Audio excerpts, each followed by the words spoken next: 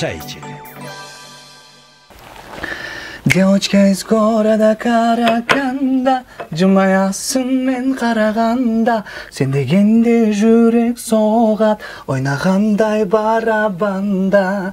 Девочка из города Караганда, жумаясың мен караганда, сен дегенде жүрек соғат, ойнағандай барабанда. Трин, қандайсың? Рахмат. Қандайсың? Жақсы, рахмат. Чем отырчу башыма мейімді тоң құлдатшы. Болды сені. Давайте как обычно.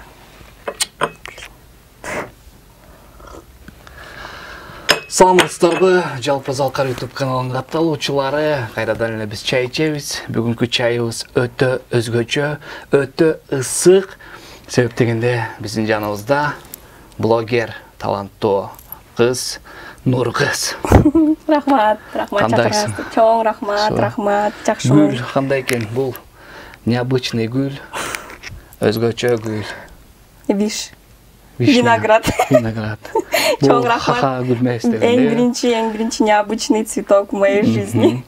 Ана эмесе достор, маек курабыз, кызыктын бар алдыда. Бир гана нерсе каналга катталып, биз менен чогуу бирге болуңуздар.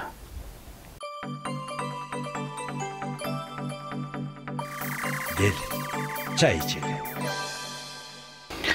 İç al. Kандай болуп тур чай? Сонун. Чай негизи жашооңдо канчалык деңгээлде ичесиң? Мен чай ичпейм анча деле көп. Мен чай не любитель. Чай. Кыргыздардан өзгөчө кыргызмын да. Биздикинен чай ичип ал. Биздин ошо эфирде чай ичкичекте сүйлөшөбүз. Биринчи эле суроо. Кандай болду, бул кандай башталды, каяктан бул нерсе чыкты, сен Инстаграмда ушунчалык бүгүнкү күндө сонун нерселерди киргизип атасың. Аны биздин подписчиктерибиз, көрүүчүлөрүбүз дагы билет, ошол себептен сени чакырууну туура көрдүк. Анан мунун негизги башы каяктан башталды?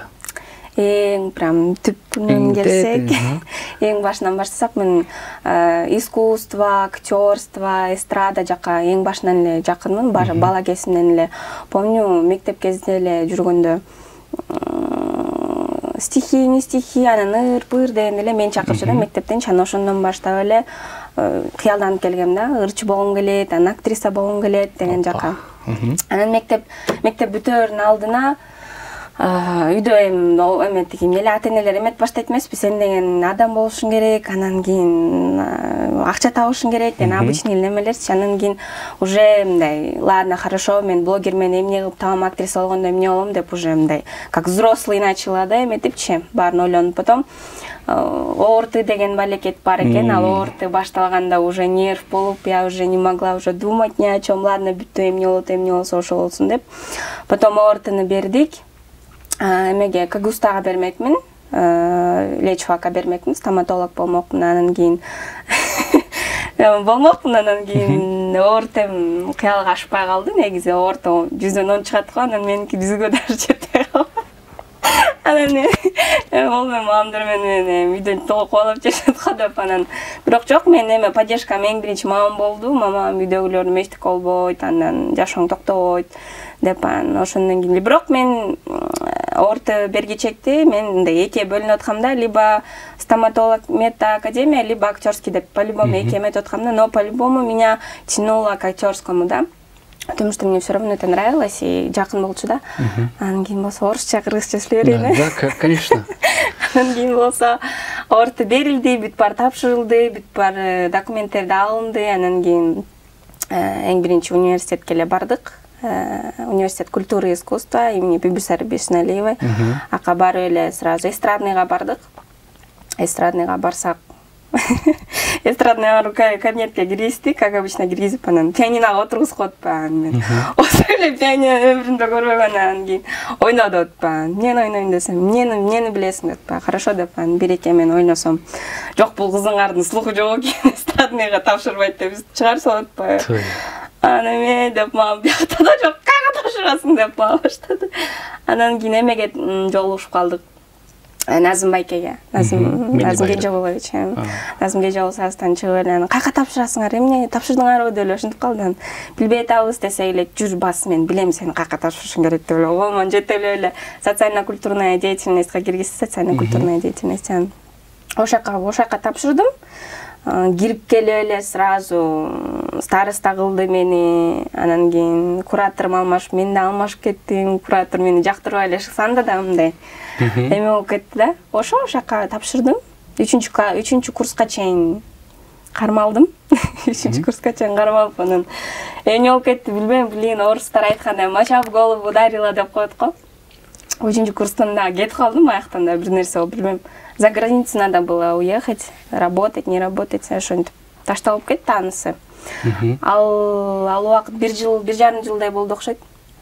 1,5 жыл болду, анан кийин кайра келдим, Кыргызстанга келип, кайра баштадым ушу блогерский немени.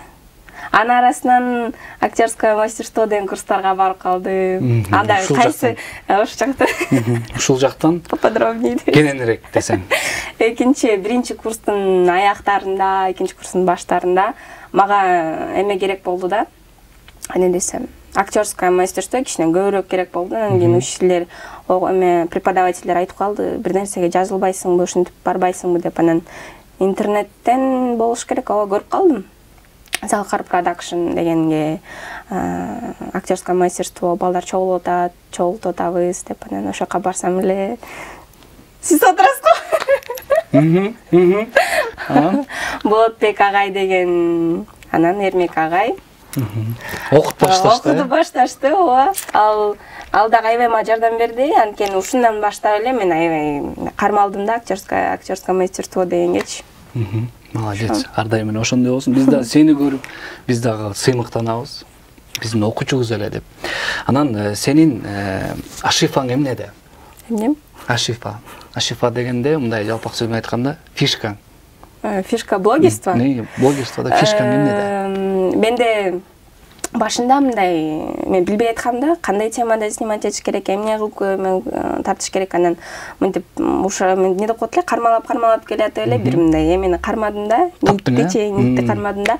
Ал болсо биздин основной менталитет да, кыргыздар, анан кийин кыргыздардын ар кайсы өзүнүн мындай заморочкилери, мындай болбойт, анан тиндей эмне болбойт, анан эң эле башкы эл эмне дейт деген аябай жакпайт да, мага өтө эле аябай жакпайт. Анан ошондон баштап ушуну снимать этпейин деп чечтим.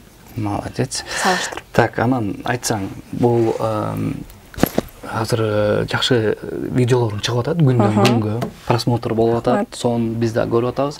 Анан да мындай сени көрүп киного чакырып атабы, киного тартылайын деген оюң барбы, кыялың барбы? Киного бар, албетте бар. Бирок кыргыз кино индустриясы мага таарынбасын, бирок мен мындай обычный жана болот го, мындай бат эле бүтүп калганчы, мындай бат эле бүт баары билинет да, бири башталганда эле уже билинет да, эмне болуп бүтөт, эмне болуп башталды, кандай болот, историясы уже билинип калат да. Я не хочу мындай кинолоргочу, я хочу интригасы, бүт баары завязка, развязка, бүт баары мынтип, мындай кандай десем, американский стилде хочу да, вот чтобы интересно было, да, а не то, что мынтип бузучу болуп, анан той болуп, анан топур болуп, я не хочу такие фильмы. Если будет менде мындай колум келсе, мен сценарий жазып, анан өзүм ошого азыр келатам да, умтулуп келатам. Жакшы. Сценарий деп калдың, сен деле ушул киргизген видеолоруңдагы өзүнчө бир сценарий да, кыскача. Бул идеялар каяктан келет, адреси кандай? Бул менин видеолорум в основном жашоодон алынган да, бүт баары жашоодон алынган, особенно мамам менен тартылган видеолорум. Ал видеолор кухняда болот, үстүнө чыгам, барып тартам, болду. Өзүң монтаждайсың. Үстүнө өзүм барым коем. Блогерликтен акча таап баштадыңбы? Инстаграмдан. Ооба, башталды. Канча? Мен аны айтпайм, менеджер. Жакшы. Анан мындай кандай сага мындай жакшы көрүп да карагандар бар, туура эмес сын пикир айткандар да бар. Анан мындай сен үчүн мындай эң эсте калган эмне болду? Жакшы дагы, жаманы дагы. Комментарий. Блогерстводанбы? Чынын айтайын, чистой совестью мени жаман көргөндөр аябай аз экен да. Чындыгындачы, анткени билбейм, мени аябай жакшы көрүшөт да көбүнчөсү. Анан көчөдө кетип баратсаң аябай көп таанып, анан кучактай калып эле, өбө калып эле, сүрөткө тартып, келе калып шоколадын берип, анан бир нерсесин подарить этип эле ошентип жүрүшөт да. Мен мындай эч кимден мындай жаман көрө электим да. Даже комментарий бир видео киргизсем, бир видеонун 300 комментарий болсо, 300-дün ичинен 2 эле комментарий мындай, анда да мындай. Мынтип кине болсоң болмок, чачың тар болсоң болмок да, анда дачы ушундай да. Эмечи, бул албетте бул жактын дагы өзүнүн мындайча айтканда вкусу бар. Өзүнүн тарта турган нерсеси бар, анан мындай ушул бойдон азыр кандай болсоң ушул бойдон сакталам деп же болбосо мындай бир жылдыз оорусу сыяктуу бирдекелер мындай ушундай нерселер болуп атабы? Жылдыз оорусубу? Жок, жылдыз оорусу менде. Мен билгенимче жылдыз оорусу мен азыр еще ооруп элекмин го, эми ооруганга азыр эрте го. 1 миллион болсо бир жөн, анда да надо подумать. А так жок. Будущем. Возможно, и то анда да мындай точно эмес да, анткени жөнөкөймү го деп ойлойм мен. Мен ушинтип эметкен да. Ушул бойдон кал. Краш барбы? Краш эмне? Ушундай бир сөздөр бар. Крашың мындай жак. Ал сөздү недавно билгем, краш. Краш деп эле бар. Краш тууралуу дейт го. Крашым аны айтыш керек да, обязательно. Жакшы көргөн адам деген сөз да туурабы? Краш. Сүйгөнүң. Сүйгөнүң. Ооба бар. Крашым бар. Канчо десең. Сен эстрада деп калдың, ыр деп калдың, слуху жок деп агайлар айтып калды деп калдың. Биз ага ишенбейбиз. Бир чыгарманы чогуу эле кеттик кана. Кандай ырдайсың? Мен ошого жараша музыка чыгарып берип турам. Билбейм. Жай болсо жай, шаңдуу болсо шаңдуу. Рэп болсо рэп. Жайлоо таңы. Саройду ойлотом да, бирок Саройду я не хочу, элдин баары эле Саройду ойлой. Необычно, азыр орусча деле боло берет, англисче деле боло берет. Звезды поднимаются выше, свет уже не сводит с ума. Если ты меня не услышишь, значит наступила зима. Небо, загрустив, наклонилось, в сумерки укутав дома. Больше ничего не случилось, просто наступила зима. В тот день, когда ты мне приснился, я все придумала сама. На землю тихо опустилась зима, зима. Я для тебя не погасила свет в одиноком окне. Как жаль, что это все приснилось мне. Дес кол чабуулар болсун. Ар дайым ушундай комплекс кармабай, жаркырап, жайнап жүрө бер. Анан бир нерсени сурап коеюн. Кайсыл жактан болосуң? Мен өзүм чүлүкмүн да. Кийин мамам нарындык болгондуктан атам азыр жанымда жок. Бизден кетип калган болчу. Анан ошондуктан нарындык дейм. Ама мен нарындык эмесмин деп берет. Негизи чүлүкмүн. Чүй областынан Ысык-Атинский район, село Тельман. Чиканы таанысыңбы? Жок, тааныбайм. Мен акта жөн эле төрөлгөм, өскөм Бишкекте. Чика сени тааныйт экен, азыр чакырабыз. Чика! Чика!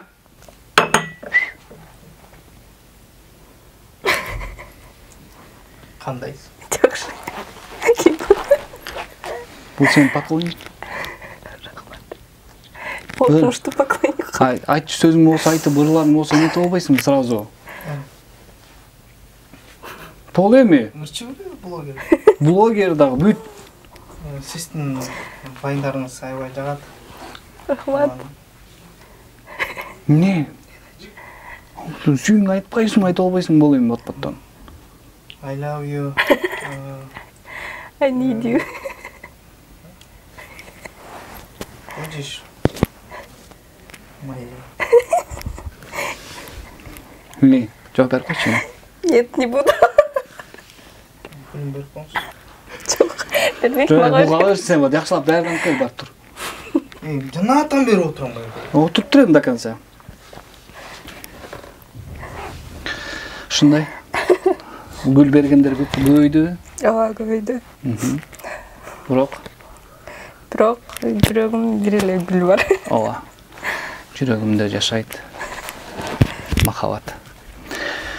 Анда блиц суроолорубуз бар, Нургыз.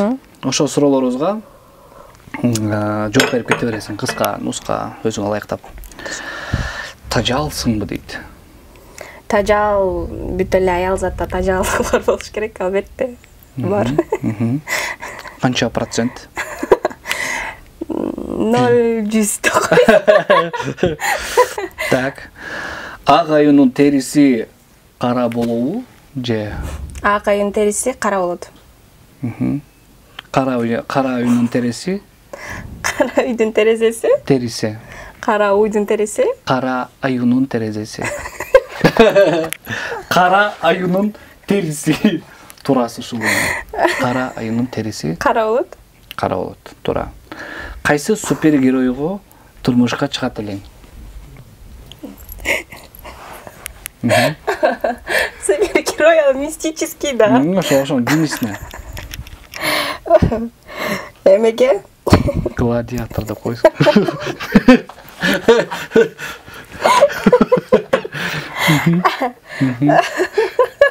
Торго. Торлор чалгыла десе. Так. Ой. Чачың какаштайбы? Какаштайт да ой, мен да жаным. Адамбыз го акыры дегенде. Мы же человеки тоже. Эмне үчүн аттар шоколад жебейт? Эмне үчүн шоколад жей албайт? Билбейм. Диета да. Просто эч ким берип көрбөптүр да. Так. TikTokпу же Instagramбы? Албетте TikTok. TikToктон башталды да видеолорум. Анан бир макалды айтам, ошону орусчага translation. Айдаганың бешечки, ышкырыгың таш жарат. Ведёшь 5 овечек, а твой свист кричит деп коет. А твой свист громче грома? Да, правильно. Ох, кийинки суроо. О, чыканак. Так, эми мындай кылалы. Бул жакта заданиялар бар. Сен бул темаларды жакшы билет болушуң керек, ушул темаларга тартканда болушуң керек. Бирок арасынан бирөөнү алып чыгабыз. Алып чыгып, экөөбүз импровизация кылып ойнойбуз. Бул жашоодогу эле ситуациялар, окуялар, событиялар. Ана эмесе, гол. Алайынбы? Так. О, апасы менен баласы. Апасы менен кызы, баласы. Апасы менен. Мен баласы болом. Сен апасы болосуң. Хорошо. Апа барып келейинчи, акыркы жолу суранып атамбы? Барбайсың деп айттым, мисалы бир жолу кыргызча барбайсың.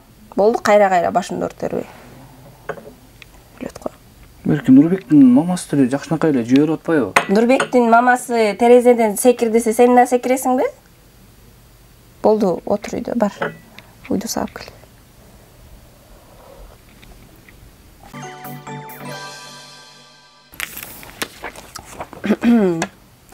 Kız жигит Америка, Кыргызстан дейт. О, моя любимая.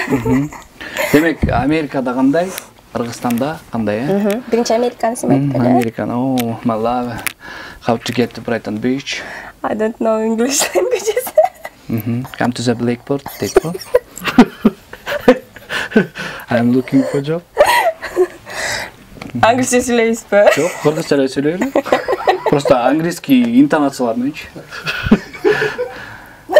Мен сен үчүн асмандагы жылдыздарды айтып берем. Жок, отурсаңыз.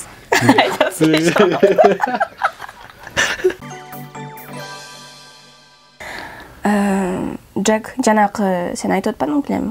Гүл алдыңбы ошону? Ооба, алып баарын сага даярдап койдум, эртең менен туруп эле берип койсоң болот. Кандай эртең менен? Биз бүгүн кечинде баралык деп эдик белек. Ушинтип эле жүрөсүң, Джек. Кечирип койчу эми. Анда азыр деле эме кылып оңдоп сүйлөшүп берем бардыгын. Ушундай жакшы болот. Эртең макул, анда эртең барып келелик. Эртең менен барып келели, болду анда. Кыргызстан. Кыргызстан сөгүнөсү. Жана баланын акчасын төгүп келдиңби? Кайсы? Сен карыз калбадың белең? Энең аның аферист болуп атпайбы? Кандай эле сен сүйлөшкөн элдин баары эле аферист? Может, сен аферист? Өзүң бар эле бүтүрүп койчу эми ошондой майда чүйдө нерселерге мени аралаштырбай эле. Башталды. Давай бол чайыңды Давай бербейсиңби? бол чай эмес, мен Эмне, чай куйбайсыңбы? Куйбайм, өзүң куйба. Нормально болду. Не, өлтүрөсүңбү? Сабайсыңбы? Чап! Чап!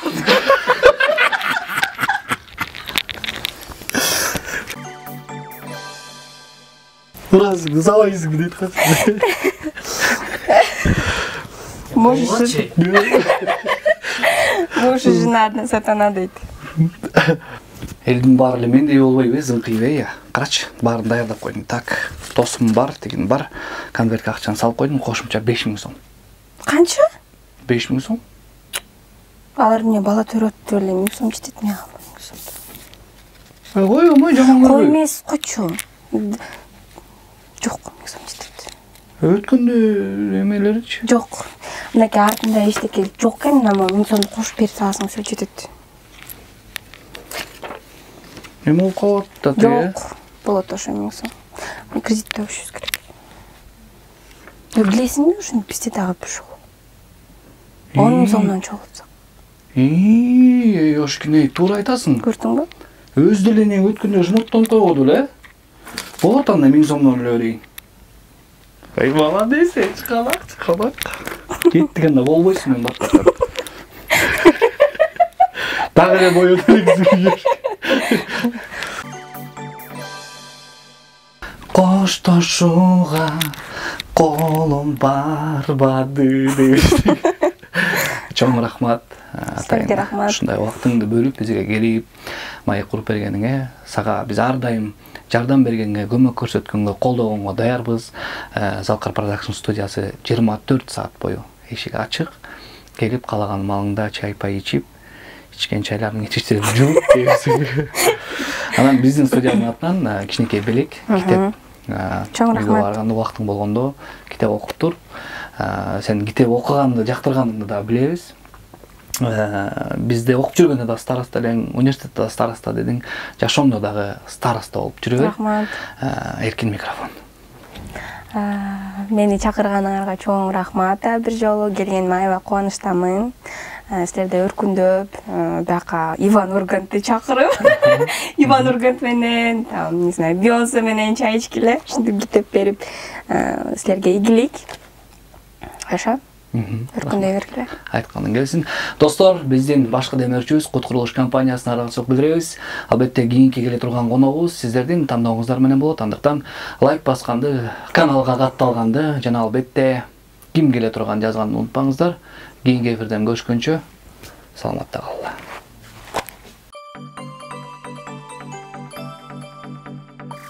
Gel, çay içelim.